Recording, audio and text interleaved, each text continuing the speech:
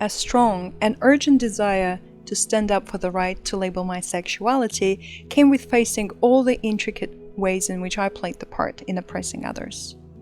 Not only is my sexuality intertwined with all other areas of life and past experiences, but also my self-learning and healing is connected to many important parts of my life.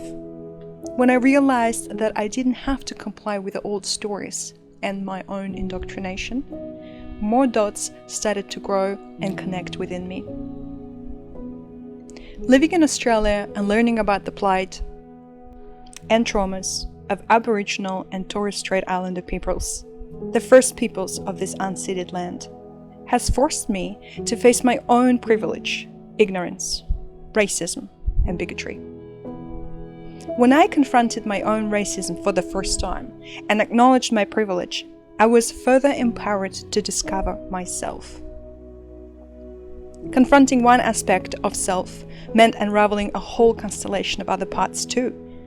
As I was following one thread, it led me to the next. Eventually, embracing my sexuality stood shoulder to shoulder with my political views on the rights of peoples of color, trans rights, climate change, animal cruelty, disability, women's rights, and voices, treatments of arts, education, youth, and the elderly.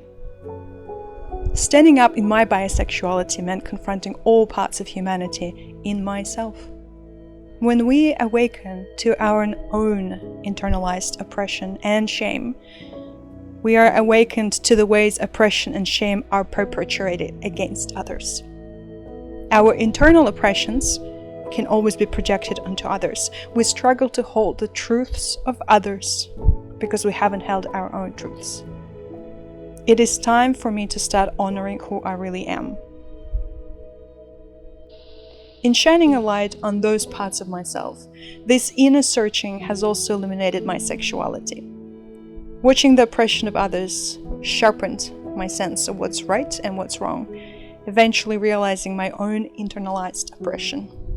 This realization is no small thing. It puts everything on its head, or finally into the right places, making it impossible for me to stay where I was, or remain silent.